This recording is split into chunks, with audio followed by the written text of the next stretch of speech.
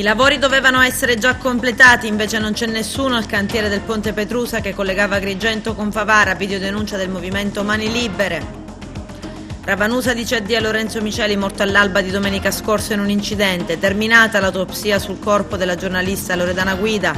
Le indagini entrano nel vivo, aveva contratto la malaria in Nigeria. Agrigento e la Chiesa organizzano i festeggiamenti per San Gerlando, a Montevago tutto pronto per il Carnevale.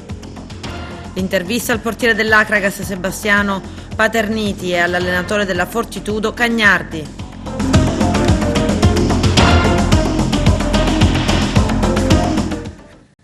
Bentrovati gentili telespettatori al nostro appuntamento con l'informazione. I lavori per la ricostruzione del ponte Petrusa che collegava Agrigento a Favara vanno a rilento e oggi scopriamo perché. Guardate. A lavorare sul cantiere del ponte Petrusa ci sono i fantasmi. Così era ieri. Questo è un video realizzato dal Movimento Mani Libere di Agrigento con in testa l'ex consigliere comunale Giuseppe Di Rosa. Appena 10 giorni fa la maximarcia contro l'isolamento viario. Il messaggio lanciato dai sindaci della provincia, dai sindacati, dalla Chiesa, evidentemente è stato inviato a chi non ha orecchie per ascoltare. Guardate il cantiere del ponte Petrusa, sembra abbandonato, nessun operaio visibile, nessun mezzo in movimento. Era stato chiuso nel 2017 perché non sicuro, poi abbattuto, e nel novembre scorso il direttore regionale di ANAS Sicilia, Valerio Mele, aveva assicurato il completamento dei lavori nel mese di gennaio o al massimo febbraio. Bisognerebbe chiedergli di quale anno. Così Confcommercio Agrigento torna a chiedere ad ANAS di conoscere la data di consegna dei lavori e messa in esercizio del costruendo viadotto Petrusa. L'assenza di questa importante arteria viaria da anni danneggia abitanti e imprese di Agrigento e Favara, costretti ad una deviazione estenuante ed esosa anche in termini economici. Circa un anno fa, sottolinea il vicepresidente di Confcommercio Valenza, sono cominciati i lavori di realizzazione del ponte. La previsione di consegna dei lavori era datata 11 novembre 2019, ma ad oggi i lavori continuano, se continuano, ma senza una data certa. Il sostituto procuratore titolare del fascicolo d'inchiesta sulla morte di Loredana Guida, la giornalista morta all'ospedale San Giovanni di Dio dopo aver contratto la malaria in Nigeria, ha rivolto degli interrogativi precisi ai consulenti nominati. Terminata l'autopsia, ora le indagini entrano nel vivo. I dettagli nel servizio. L'esame autoptico sulla salma della giornalista ed insegnante Loredana Guida è stato effettuato. I consulenti incaricati dalla Procura, il medico legale Sergio Cinque e il primario emerito di medicina interna Giuseppe Abita, hanno chiesto e ottenuto, vista la complessità dei quesiti, quale termine per il deposito della relazione scritta 90 giorni di tempo. D'ora in avanti dunque l'inchiesta entrerà nel vivo anche dal punto di vista tecnico e scientifico. La salma di Loredana Guida, uccisa da malaria non diagnosticata in tempo, in serata, è stata restituita ai familiari che hanno organizzato nella chiesa di San Nicola di Fontanelle i funerali. L'ultimo saluto a Loredana verrà dato domani, mercoledì, alle 15:30. I familiari di Loredana, rappresentati dall'avvocato Daniela Posante, hanno formalizzato poche ore dopo la tragedia che si è verificata alle 3:35 di martedì 28 gennaio un esposto denuncia alla procura. Il sostituto e l'ENIAM hanno aperto un fascicolo d'inchiesta per omicidio colposo. 7 i medici e gli infermieri che sono stati raggiunti da altrettante informazioni di garanzia volte ad espletare l'autopsia e la successiva consulenza tecnica, hanno tenuto a chiarire dalla stessa procura con in testa il procuratore capo Luigi Patronaggio e l'aggiunto Salvatore Vella. Ravanusa dice addio a Lorenzo Miceli, infermiere di 28 anni, ex consigliere comunale del Movimento 5 Stelle, morto all'alba di domenica a causa di un incidente stradale. C'è il servizio. Circa 1 migliaio di persone hanno partecipato ai funerali di Lorenzo Miceli, il giovane di 28 anni, ex consigliere comunale del Movimento 5 Stelle, morto domenica mattina in un incidente stradale autonomo che si sono svolti nella chiesa madre di Ravanusa. La matrice, seppur molto grande, non ha potuto accogliere le tantissime persone che si sono strette attorno alla famiglia Miceli, giunte a Ravanusa da ogni parte della Sicilia per dare l'ultimo saluto al giovane infermiere, persona amata da tutti per la sua bontà d'animo, e per fare in modo che anche quelli che erano fuori dall'edificio del culto partecipassero alla messa funebre. Gli amici di Lorenzo hanno piazzato uno schermo gigante in piazza Primo Maggio collegato con una videocamera all'interno della chiesa. La celebrazione eucaristica è stata presieduta dall'arciprete Don Filippo Barbera, che nell'omelia ha avuto parole di monito per i giovani spesso alla ricerca di una felicità effimera. Ha citato anche l'ateo Arthur Schopenhauer con la frase: se la vita è un dono, perché ci viene tolta? Se è un peso, perché ci viene donata? Schopenhauer non aveva la luce della fede.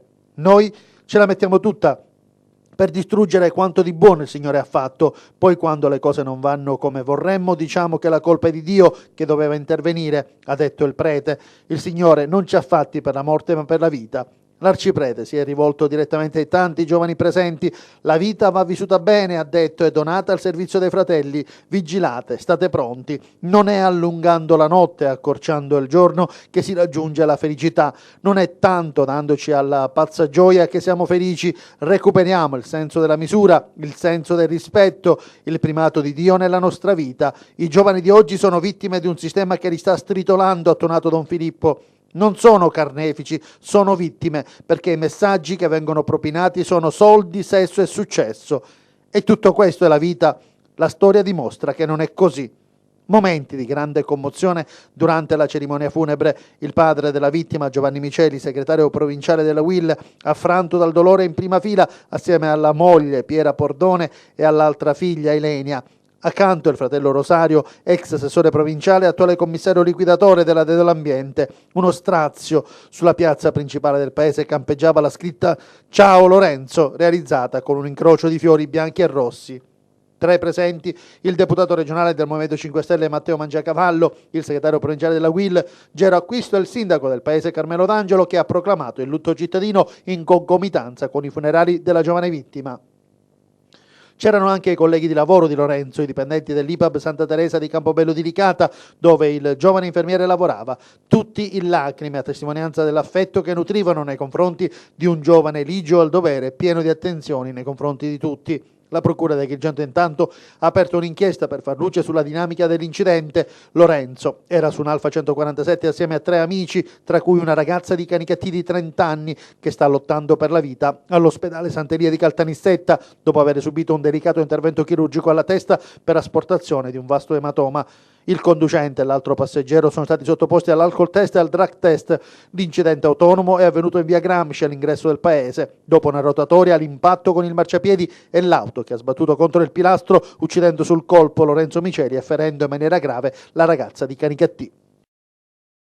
Un cane randaggio è stato ucciso freddato nel quartiere dei Grandi Lavori a Porto Empedocle con un colpo di pistola. Chi ha sparato e perché non è chiaro. Del caso si stanno occupando i carabinieri della stazione di Porto Empedocle, coordinati dal comando Compagnia di Agrigento. La carcassa è stata sequestrata e verrà sottoposta ad esami mirati anche per stabilire che tipo di arma, il calibro, sia stata utilizzata. I militari potrebbero già aver acquisito le immagini dei sistemi di videosorveglianza presenti in zona, filmati che potrebbero far chiarezza subito, consentendo l'identificazione di chi ha ammazzato il cane, un individuo che rischia la reclusione da 4 mesi a 2 anni.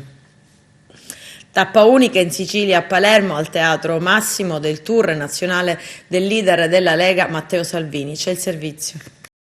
Il capitano approda a Palermo ed era chiaro che non sarebbero mancate le polemiche. Come tutti i leader scomodi, divide ed aggrega, e per altrettanti che lo hanno attaccato per le vie del quartiere Ballarò, erano in tanti a gremire il teatro al massimo in ogni ordine di posto e grado.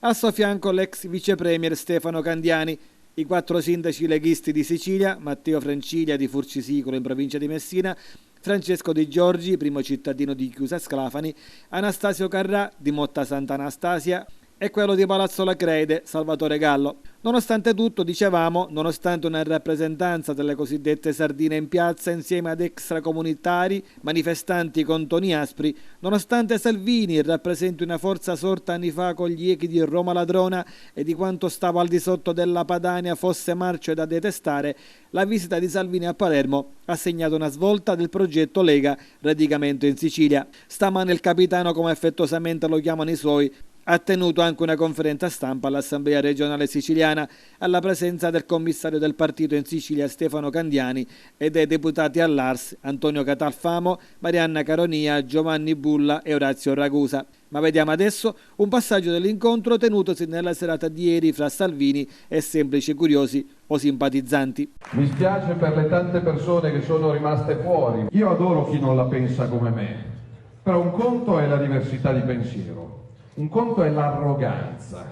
Io non sopporto l'arroganza. Come fa un sindaco che è sindaco di tutti i palermitani a dire Salvini io a Palermo non lo voglio? Oggi un giornalista mi ha detto che messaggio vorrebbe mandare a quelli che la stanno insultando. A me di primo acchito è venuto da dire mandare un messaggio di pace. Io oggi ho parlato col presidente Musumeci di vita vera, ma cosa c'entra la Lega a Palermo, cosa c'entra la Lega a Reggio Calabria? La risposta è semplice.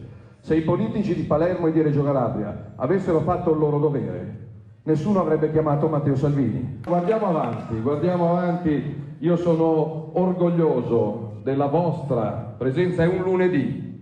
Pensate come siamo matti. Un lunedì alle 7 di sera, giorno di lavoro, di studio, di negozio, di ospedale, di scuola per tanti, e abbiamo dovuto tenere fuori centinaia di persone perché non ci stavano qua dentro. Chiudo senza tralasciare una riflessione in casa Alcamo, città di 50.000 abitanti, la città, lo abbiamo sempre detto, più grillina d'Italia, con rappresentanze, vedi, primo cittadino, parlamentare regionale, nazionale ed europeo. Alcamo, città con la macchina elettorale già in moto per le comunali di giugno 2021, la Lega non conta alcun consigliere comunale o altre cariche di rappresentanza e dove la stessa, alle ultime europee 2019, è risultata la seconda forza in termini di voti, 3.000 appunto.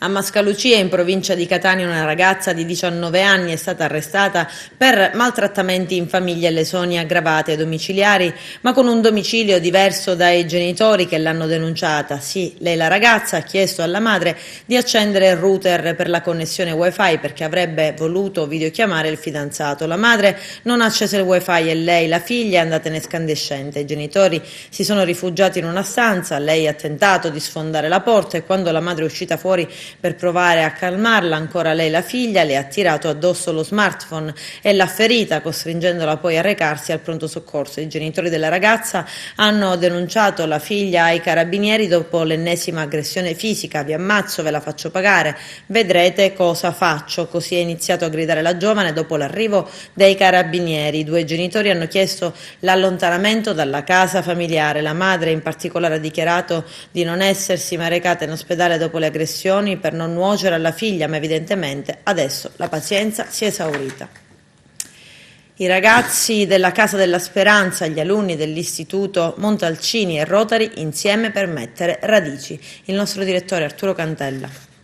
L'Istituto Montalcini oggi è in una iniziativa insieme alla Casa della Speranza e al Rotary Club. Ecco, di cosa si tratta? Ne parliamo col dirigente scolastico Luigi Costanza. Sì, è un'iniziativa volta che volge lo sguardo al territorio. L'Istituto Rotary Montalcino è un istituto che sempre più vuole includere i ragazzi e soprattutto vuole dare la possibilità a tutti di manifestare le loro competenze e le loro capacità. Stamattina con i miei alunni stiamo cercando di fare questo progetto con i ragazzi della Casa della Speranza Ginex e soprattutto vuole essere un modo per vedere la manualità e la capacità dei ragazzi di raccogliere e di accogliere il diverso che è uguale a noi, e questo è per dare ai ragazzi questa ulteriore sensibilità di fratellanza, di amore, di rispetto e di tolleranza verso chi magari ha qualche difficoltà, ma nello stesso tempo deve essere accolto perché la società deve accogliere tutti. Il progetto Arte e Integrazione in Natura nasce da un'idea del Rotary Club di Agrigento, nasce per dare un'opportunità ai ragazzi di Casa della Speranza e ai ragazzi dell'Istituto Montalcini. Il progetto prevede 2 laboratori, uno interno con attività manuali artistiche e un esterno con la cura del giardino. Abbiamo infatti piantumato 2 percorsi diversi, uno di piante aromatiche e uno di piante di alberi da frutto, proprio per dare opportunità ai ragazzi di stare in mezzo alla natura, di vedere crescere le piante e di curarle. Questo è un progetto che oltre alla opportunità di integrazione e socializzazione dei due gruppi di ragazzi serve anche agli utenti Casa della Speranza non solo come attività ludica ma anche come attività terapeutica.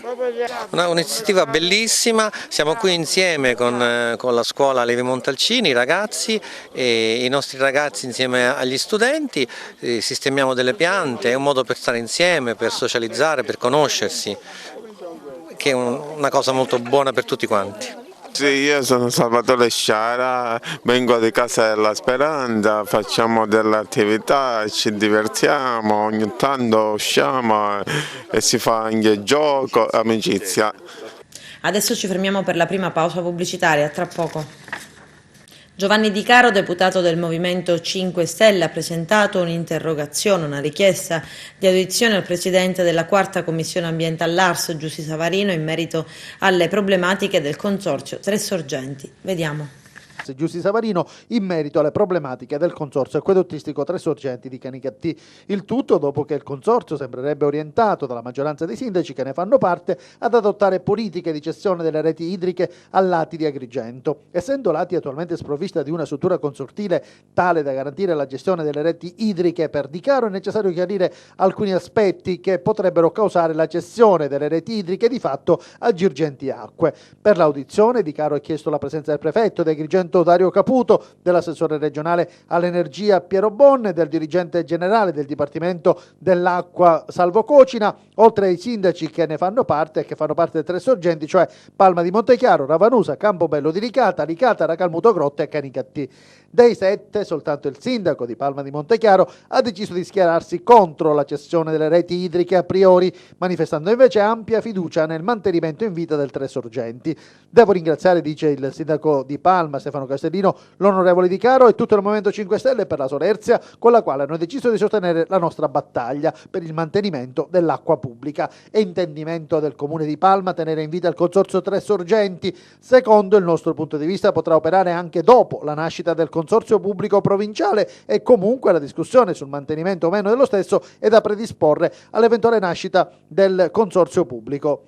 Giova ricordare che il Comune di Palma ha prodotto istanza formale per il riconoscimento della legge 147 per la gestione diretta, per come già avviene in città da 3 secoli dalla nascita del Comune del Gattopardo. L'acqua è stata sempre pubblica, dice Castellino. Riteniamo che anche con il consorzio pubblico provinciale, continua il sindaco, il Tre Sorgenti possa svolgere un ruolo importante per l'efficientamento ed efficacia del nuovo sistema idrico. Fiammetta Borsellino, figlia del giudice Paolo, è intervenuta a margine della deposizione come testimone del magistrato Nino Di Matteo al processo sul depistaggio delle indagini dopo la strage di Via D'Amelio. I dettagli nel servizio. Penso che ci sia stata un'enorme difficoltà a far emergere la verità. Non ho constatato da parte di nessuno la volontà di dare un contributo, al di là delle proprie discolpe, a capire cosa è successo. A dichiararlo a margine dell'udienza del processo sul depistaggio delle indagini sulla strage di Via D'Amelio è Fiammetta Borsellino, figlia del giudice ucciso il 19 luglio del 92, commentando la deposizione dell'ex PM Nino Di Matteo, oggi componente del Consiglio Superiore della Magistratura. Di Matteo, infatti, deponendo al processo e rispondendo alle domande dell'aggiunto Gabriele Paci, racconta di quando nel 1995 si occupò della riapertura dell'indagine per concorso in strage a carico di Bruno Contrada, concentrandosi su quella che riteneva un'ipotesi plausibile circa la partecipazione di elementi esterni all'eccidio di Via D'Amelio, in particolare sulla presenza dei servizi segreti. Di Matteo espone dubbi, percezioni, certezze. Ammette di aver indagato a fondo sulla strage e ricorda le dichiarazioni del pentito Elmo, che ammise di vedere Contrada allontanarsi dalla scena dell'attentato con una borsa o dei documenti in mano.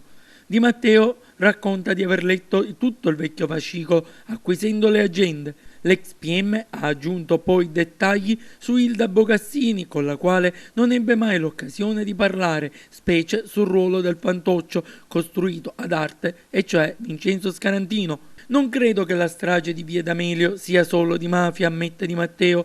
Il depistaggio, dice, cominciò con la scomparsa dell'agenda rossa di Borsellino. È chiaro che l'agenda rossa non può essere sparita. Abbiamo fatto il possibile per accertarlo, anche scontrandoci con reticenze bestiali sulla presenza di esponenti delle istituzioni nel luogo dell'attentato. Noi non ci siamo fatti aiutare dai servizi, li abbiamo indagati, ha aggiunto. Sembra che quello che riguarda Scarantino e il depistaggio delle indagini sia avvenuto per virtù dello Spirito Santo, commenta invece la Borsellino, la quale non riesce a tacere innanzi le dichiarazioni dell'ex PM. Si intende a stigmatizzare la vicenda come un piccolo segmento di una questione più grande. Io non penso che quello di Scarantino sia un segmento così piccolo, ha aggiunto. Ci si riempie la bocca con la parola pool, ma io di pool non ne ho visto nemmeno l'ombra, continua la figlia del giudice, perché quando ai magistrati si chiede come mai non sapessero dei colloqui investigativi della mancata audizione di Giammanco, cadono dalle nuvole. Agrigento e l'Arcidiocesi pronte a festeggiare il santo patrono della città dei Templi, San Gerlando. Il programma con il nostro direttore Arturo Cantella. Reso noto il programma con tutti gli appuntamenti dei festeggiamenti in onore di San Gerlando. Agrigento e l'Arcidiocesi lo festeggiano dal 17 al 25 febbraio. San Gerlando è il santo patrono di Agrigento. Si inizia con la visita dal 17 al 20 febbraio delle reliquie del santo patrono in alcuni comuni della diocesi.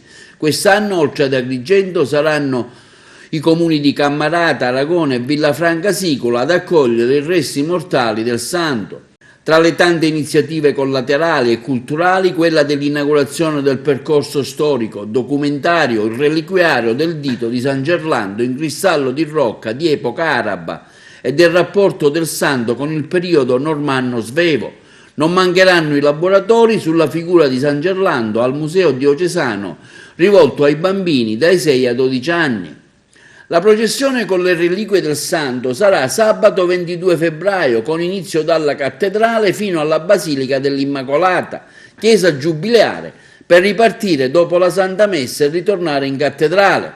Il percorso vede via Duomo, piazza Bibirria, via Bacbac, via Matteotti, via Atenea, via Pirandello e viceversa. Il giorno della solennità, che sarà martedì 25 febbraio, nella chiesa cattedrale alle ore 18 è in programma il solenne pontificale presieduto da Monsignor Vincenzo Bertolone, vescovo della diocesi di Catanzaro Squillace e postulatore della causa di beatificazione del venerabile giudice Rosario Livatino. Concelebreranno il cardinale Francesco Montenegro e i sacerdoti della diocesi agrigentina. Durante la celebrazione la città di Canicattì offrirà l'olio per la lampada che arde dinanzi all'urna che custodisce le reliquie del santo e il corpo della polizia locale di Agrigento reciterà la preghiera a San Gerlando. Reso noto anche un video promozionale del santo.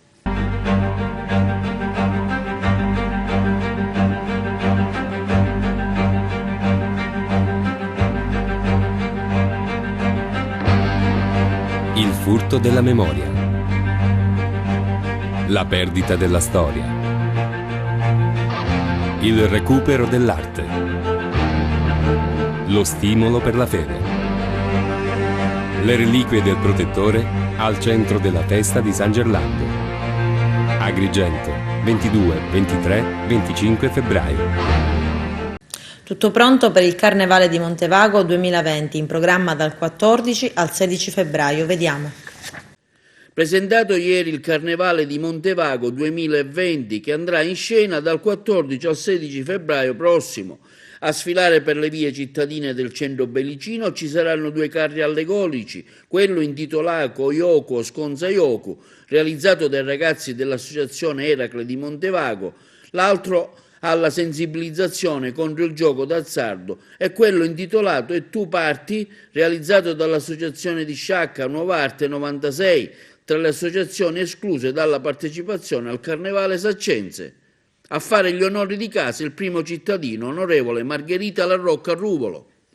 Hanno scelto come obiettivo un tema sensibilissimo in questo momento, che è appunto lottare contro la ludopatia, e infatti il carro si chiama Oyoku Sconza Yoku proprio per, e anche devo dire come lo stanno concependo, che dà proprio l'idea di che cosa, di quale messaggio vogliono lanciare.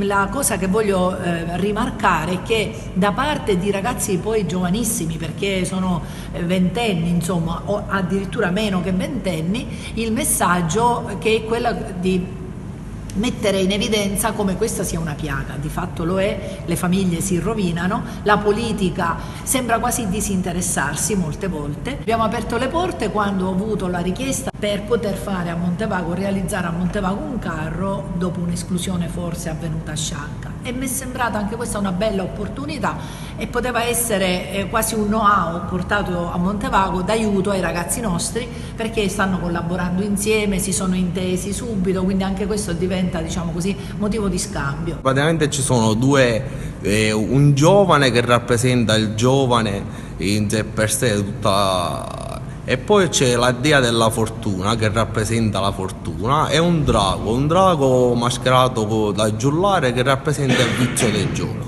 E questo giovane che tende a combattere il vizio del gioco. È nata questa idea perché negli ultimi tempi c'è sempre questo problema della ludopatia, tante persone che hanno questo vizio, e noi da giovani vogliamo lanciare questo messaggio. L'associazione No Art 96 e noi quest'anno parliamo sempre dei carnevali d'Italia, e rappresentati ci saranno Burlamacco e Farinella, che in festa, perché è un party, scendono dall'Italia e passano da Sciacca e trovano il Pepe Nappa. E dicendo a Pepe Nappa, dice: ma tu quest'anno parti per Montevago, che c'ha una Vespa, vedente, quindi un doppio senso, parti. L'Euroform, la scuola professionale dei mestieri di Agrigento, organizza per giovedì 6 febbraio alle ore 9 nell'aula magna del Consorzio Universitario di Agrigento un incontro dibattito dal titolo Bullismo e Cyberbullismo. Saranno presenti personale specializzato della Questura di Agrigento, la sociologa Antonella Gallo-Carrabba, coordinatrice del Centro Antiviolenza Telefono Aiuto di Agrigento, il dirigente scolastico dell'Istituto Comprensivo Rita Levi Montalcini di Agrigento Luigi Costanza e il maestro di arti marziali e difesa personale Sebastiano Canicatti. Interverrà anche il direttore dell'Euroform Salvatore Licata. L'incontro sarà moderato da Eva Di Betta. Adesso ci fermiamo per la seconda ed ultima pausa pubblicitaria, tra poco. Una nuova emissione di fumo e gas è stata registrata dai crateri sommitali dell'Etna nella giornata di ieri. Monitorate le attività del vulcano e altro sorvegliato speciale resta allo Stromboli delle isole Eolie. Vediamo. Il vulcano Etna e il vulcano Stromboli nelle scorse ore sono tornati a farsi sentire. Un'intensa emissione di gas è presente sull'Etna, mentre lo Stromboli tira nuovamente l'attenzione con un altro modesto trabocco lavico. Sull'Etna, il vulcano attivo più alto del continente europeo e uno dei maggiori al mondo, si è svolta ieri un'attività congiunta tra la base aeromobile di Catania della Guardia Costiera e l'Istituto Nazionale di Geofisica e Vulcanologia. Nell'ambito delle attività di collaborazione tra il Comando Generale del Corpo delle Capitanerie di Porto, un elicottero del Corpo Militare con a bordo 2 esperti dell'INGV, l'Istituto Nazionale di Geofisica e Vulcanologia di Catania, ha sorvolato i crateri sommitali del vulcano. Una missione di monitoraggio delle attività vulcaniche dell'Etna che ha visto impegnati i vulcanologi Branca e Lodato allo scopo di monitorare e registrare le attività vulcaniche in corso. Tali tipologie di missioni mettono insieme le esigenze di un continuo monitoraggio da parte dell'ente di ricerca con le tipiche attività di vigilanza, controllo e polizia marittima a tutela della sicurezza delle navigazioni e di competenze dell'autorità marittima della Guardia Costiera. Nel corso dei prossimi mesi continuerà tale attività di monitoraggio anche per il vulcano Stromboli e proprio ieri il vulcano delle Eolie, per la terza volta dopo la fine della crisi eruttiva del luglio e dell'agosto del 2019, è tornato a farsi sentire. Lo ha fatto con un altro modesto trabocco lavico. L'area interessata, anche questa volta come il 18 gennaio scorso, è stata quella del cratere nord. L'attività è stata avvertita dagli strumenti di monitoraggio presenti sull'isola. Alle 9.07 di ieri gli strumenti che controllano le attività del vulcano Stromboli hanno registrato una repentina variazione dei parametri e pochi minuti dopo, alle 9.13, si è verificato il trabocco lavico dal cratere nord. Il vulcano Stromboli resta quindi un sorvegliato speciale. Calcio eccellenza, il portiere dell'Acragas Sebastiano Paterniti al microfono di Carmelo Lentini. Tu che hai militato anche in altre squadre, partecipate ad altri campionati sempre di eccellenza, mi sembra di capire, di ricordare. Eccellenza e D. E D. Ecco, come lo giudichi questo campionato e se l'Agrega sia ancora nelle condizioni di poter dire la sua? Io questo campionato, cioè l'eccellenza girone A, non l'ho mai fatto il primo anno. Vedo che il livello di agonismo è molto alto. Un pochettino dal livello tecnico mi aspettavo un po' di più, però ci sono tanti campi difficili e domenica per domenica non è mai, non puoi dare nulla per scontato perché vai a giocare in campi molto diversi, da domenica a domenica cambiano e non è facile riuscire a interpretare ogni partita nel miglior modo possibile perché ci sono sempre insidie diverse. Poi mi aspettavo, vedo comunque la nostra squadra che se avessimo fatto qualche passo falso in meno, magari qualche partita pareggiata, abbiamo pareggiato alcune partite un po' in maniera ingenua, ma abbiamo tante scusanti, abbiamo tante cose a cui poterci aggrappare, però a quest'ora se avessimo fatto, non dico tanto, almeno 2 vittorie anziché 2 pareggi, e a quest'ora ci giocavamo il campionato in maniera migliore. Tu che canti, tu che giochi anche a Big Soccer, ecco, queste sono delle condizioni che dicono che sei un ragazzo che ti diverti a scendere in campo. Sì, è un piacere. In ogni caso io penso, il mio sogno è di fare delle mie passioni un lavoro. Col calcio, tra virgolette, sono riuscito e no, perché siamo sempre tra i dilettanti, quindi diciamo che non c'è stato un risultato altissimo, però nel mio piccolo ho potuto fare qualcosa di buono nelle varie società in cui ho militato. Col beach soccer siamo ai vertici in Italia, campioni d'Italia, anche se non nel giro della nazionale, quindi diciamo che tento sempre di fare meglio e di migliorarmi giorno per giorno, senza abbassare la guardia. Con la musica è una passione che procede da tempo, è nata per scherzo, però adesso sto cominciando a condividere la mia musica, le mie parole con la gente, perché credo che sia il bello della musica è quello, trasmettere qualcosa, se hai qualcosa da dire, qualcosa da condividere, è giusto che venga condiviso, che poi possa diventare un lavoro o meno, questo è un fattore secondario, l'importante è fare tutto nella maniera migliore possibile e darsi da fare. Ancora calcio, adesso uno sguardo alla seconda e terza categoria. Carmelo Lentini.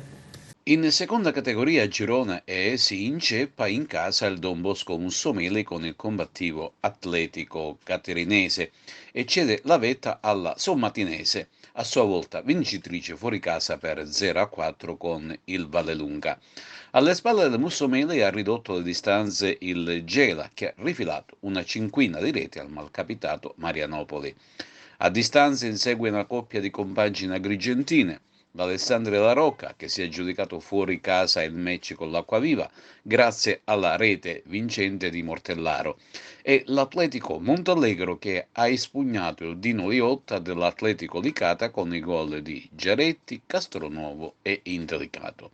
Finisce in parità il derby del Sandarita di Sant'Angelo Muxaro, dove il locale Muxar ha diviso la posta per 0-0 con i cugini dell'Eraclea Minoa.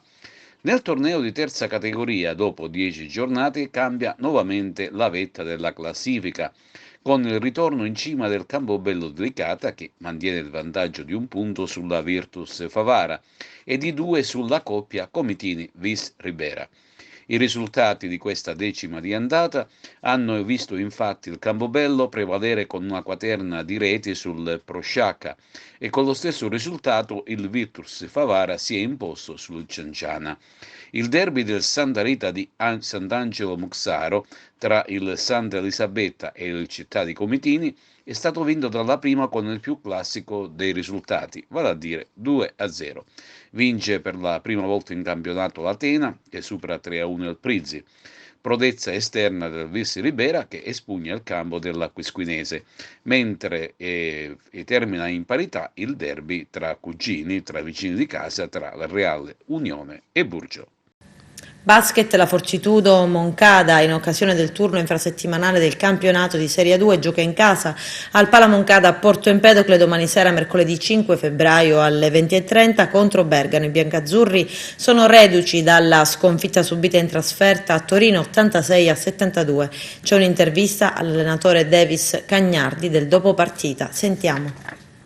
Coach, arrivare al Pala Ruffini con 2 assenze pesanti fa un po' rabbia, però c'è comunque la soddisfazione di aver giocato una grande partita, di aver tenuto testa alla capolista. In verità noi abbiamo pensato a giocare la partita con gli effettivi che potevano scendere in campo e abbiamo preparato la partita con l'idea di provare chiaramente a vincerla, perché è uno sport dove ogni partita si può quantomeno provare a portarla a casa. E così non è stato, però c'è da dire anche che i ragazzi hanno dato tutto. A livello di energia chiaramente nell'ultimo quarto ci è mancato molto, a livello di attitudine invece la squadra ha dimostrato per l'ennesima volta di essere una squadra solida, di essere un gruppo comunque coeso. Diciamo che un po' lo spauracchio era quello di uscire con l'ossa rotta a livello fisico, così non è stato, quindi torniamo comunque con una sconfitta che va valutata come una sconfitta e non come una bella sconfitta, però anche con la sensazione di avere un gruppo che non si è fermato, ha fatto anche nella sconfitta un passettino in avanti. Ci sono 2 partite riavvicinate, subito mercoledì, poi domenica, sempre in casa. Preoccupano le condizioni di James e di De Nicolao? Ma per quanto riguarda James chiaramente navighiamo a vista, è difficile che ci sarà mercoledì con Bergamo. Per quanto riguarda Giovanni invece Giovanni stava meglio, a detta dei medici avrebbe anche potuto provare a giocare oggi, chiaramente senza allenamento, con un problema, a rientro da un problema muscolare non ha voluto rischiarlo, anche in previsione proprio del poco recupero che c'era da qui alle prossime 2 partite. Quindi auspichiamo di avere Giovanni, pensiamo che non avremo mercoledì James e poi valuteremo per domenica, ma una partita alla volta insomma. A questo punto della stagione regolare, con la Final 8 da giocare, avete un obiettivo in mente? Abbiamo l'obiettivo che è mercoledì in casa con Bergamo. Si continua a pensare di partita in partita? Sì, perché siamo una squadra che necessariamente deve pensare neanche di partita in partita, ma giorno dopo giorno. E la Final 8 è una cosa molto molto lontana, abbiamo tante partite da qui alla Final 8, abbiamo mercoledì una squadra molto ostica, in gran forma. Bergamo non è la squadra dell'andata, è una squadra che ha cambiato, una squadra che ha 2 americani molto pericolosi, una squadra che adesso segue tantissimo l'allenatore, che è un allenatore di primissima fascia tatticamente parlando, quindi è una partita molto molto pericolosa. Ma anche determinante per la classifica, di conseguenza siamo lì con la testa. Stasera hai rinunciato alla camicia per indossare la maglietta che ricorda la commemorazione di Kobe Bryant, è un ricordo che vuoi, un aneddoto, qualcosa che vuoi raccontare per ricordare questo grande campione? Ma chiaramente Kobe è importante per tutti noi del mondo del basket, mi piace anche ricordare Gigi, sua figlia. Aneddoti non ne ho, però sono cresciuto come allenatore a Reggio Emilia, lui è molto legato a Reggio Emilia, è tornato a Reggio Emilia più di una volta, in un'occasione ho anche avuto modo di vederlo, e quindi niente, aneddoti no, però chiaramente un grande trasporto per quello che è successo, ma come hanno detto tutti e ridetto, non voglio poi ricalcare parole altrui, però rimarrà sempre qualcosa della Mamba mentality in tutti noi. Grazie coach. Prego. Con questo è tutto, termina qui l'edizione del telegiornale. Grazie per la gentile attenzione e per essere stati con noi. A presto.